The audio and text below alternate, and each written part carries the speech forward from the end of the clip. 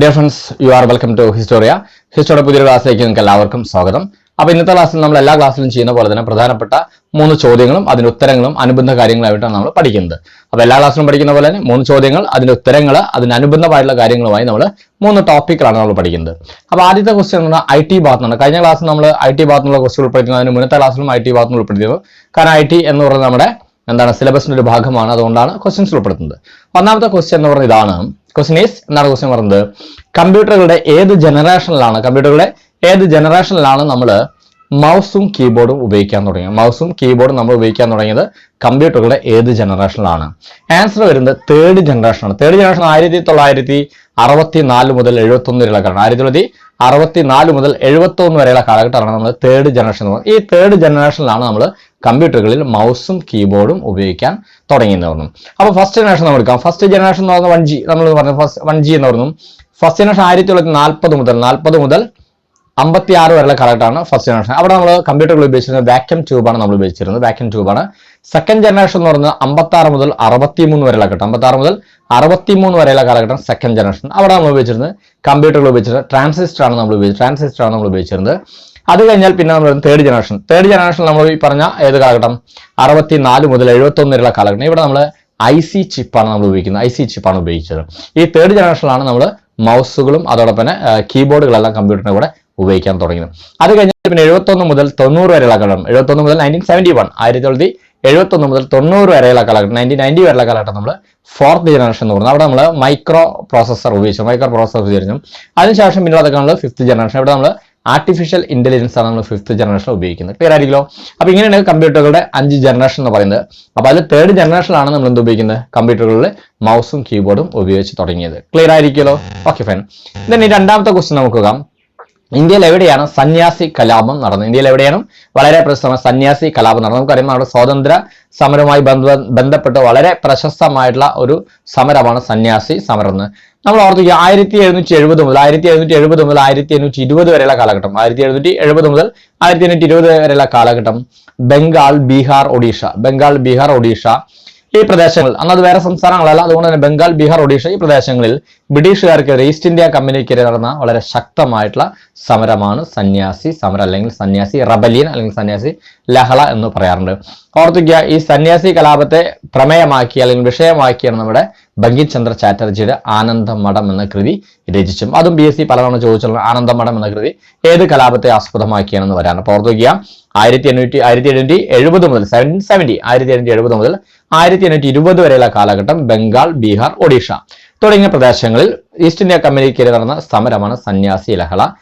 ആ സന്യാസി ലഹളയെ പ്രമേയമാക്കിയാണ് ബങ്കിം ചന്ദ്ര ചാറ്റർജിയുടെ ആനന്ദ മഠം എന്ന കൃതി രൂപം കൊണ്ടത് എന്നുകൂടി ഓർത്തിക്കുക. ക്ലിയർ ആയിരിക്കുമല്ലോ? ഇതാണ് സന്യാസി കലാപം.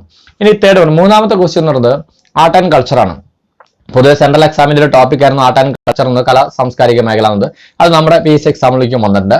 അപ്പോൾ മൂന്നാമത്തെ ക്വസ്റ്റ്യൻ എന്ന് പറഞ്ഞാൽ ആർട്ട് ആൻഡ് കൾച്ചർ എന്ന ഭാഗം. അവിടെ ഉള്ള ചോദ്യമാണ് വരുന്നത്. ചോദ്യം ഇതാണ്: U Srinivas related to which musical instrument എന്നാണ് ചോദ്യം.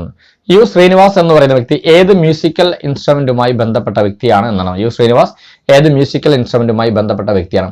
ഓർത്തിക്കുക, യു ശ്രീനിവാസ് എന്ന് പറയുന്ന വ്യക്തി മാൻഡലിൻ എന്ന് പറയുന്ന വാദ്യോപകരണവുമായി ബന്ധപ്പെട്ട വ്യക്തിയാണ് യു ശ്രീനിവാസ്. മാൻഡലിൻ. ഇങ്ങനെയുള്ള ചോദ്യങ്ങൾ വരാറുണ്ട്. പൊതുവെ ഇതിൽ ഏറ്റവും കൂടുതൽ ചോദ്യം വന്നിട്ടുള്ളത് നമ്മുടെ ഷഹനായുമായി ബന്ധപ്പെട്ടാണെന്നുള്ളത്. BSc ഏറ്റവും കൂടുതൽ ചോദിച്ചതാണ് ഉസ്താദ് ബിസ്മില്ല ഖാൻ ഏത് വാദ്യോപകരണവുമായി ബന്ധപ്പെട്ടാണ്? ഷഹനായി. ഇതാണ് കൂടുതൽ ചോദിച്ചത്. അപ്പൊ അതുപോലെ ഒരു ചോദ്യമാണ് ഇപ്പൊ യു ശ്രീനിവാസ് ഏതുമായി ബന്ധപ്പെട്ടാണ് വെച്ചത്? മാൻഡലിൻ എന്ന് പറയുന്ന വാദ്യോപകരണം ഓർത്തു വയ്ക്കുക.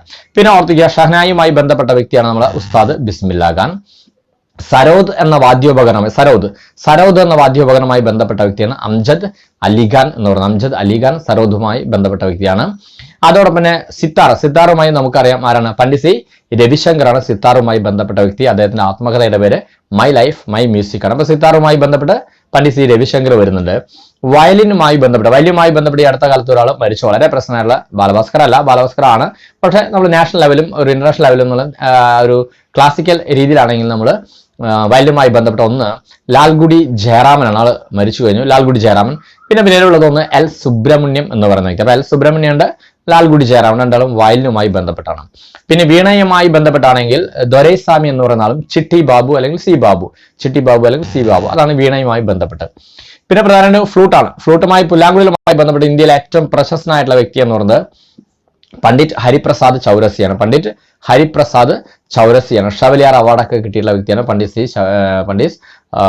ഹരിപ്രസാദ് ചൗരസി എന്നാണ്. അദ്ദേഹമാണ് ഫ്ലൂട്ടുമായി ബന്ധപ്പെട്ട വ്യക്തികൾ. ക്ലിയർ ആയിരിക്കല്ലോ.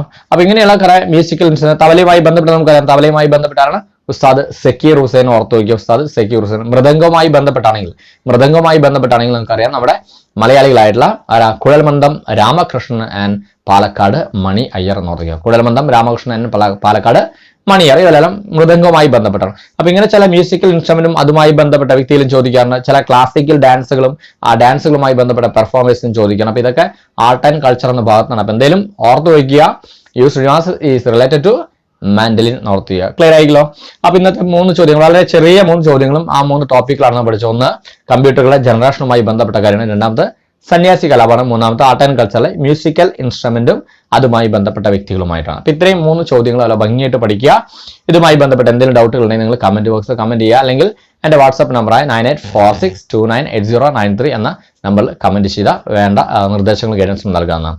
സോ അടുത്ത ക്ലാസ്സിൽ വീണ്ടും കണ്ടുമുട്ടാം. അതിനു മുന്നേ ഇനി സ്റ്റാർട്ടിങ് നമ്മുടെ ഡിഗ്രി ലെവൽ എക്സാം ഇതാ വരുന്നു. ശനിയാഴ്ച എക്സാം ആണ്, ആദ്യത്തെ ഫസ്റ്റ് ഘട്ടം എക്സാം നടക്കണം. എല്ലാവരും വളരെ ഭംഗിയായിട്ട് എഴുതാം. നേരത്തെ പോയി പരീക്ഷ സെന്റർ നേരത്തെ പോയി പരീക്ഷ എഴുതുക. അതോടൊപ്പം തന്നെ മൈനസ് മാർക്ക് മാക്സിമം വരുത്താൻ ശ്രമിക്കുക. മാക്സിമം അറിയാവുന്നത് മാത്രം അറ്റൻഡ് ചെയ്യുക. എന്നാൽ maximum number of question attend ചെയ്യുക. അറിയാവുന്നത് മാത്രമാണെന്ന് പറഞ്ഞ് 40 ക്വസ്റ്റ്യൻ അറ്റൻഡ് ചെയ്താൽ കാര്യം നടക്കില്ല. So maximum number of question തന്നെ എഴുതാൻ ശ്രമിക്കുക. എന്നാലും അറിയാവുന്നത് മാത്രം മാക്സിമം മൈനസ് മാർക്ക് വരുത്താതെ ശ്രമിച്ച് വളരെ ഭംഗിയായി നല്ല കോൺഫിഡൻസോടുകൂടി എല്ലാവരും പരീക്ഷ എഴുതുക. സോ അടുത്ത ക്ലാസ്സിൽ വീണ്ടും കണ്ടുമുട്ടാം. അതെല്ലാവർക്കും ബൈ.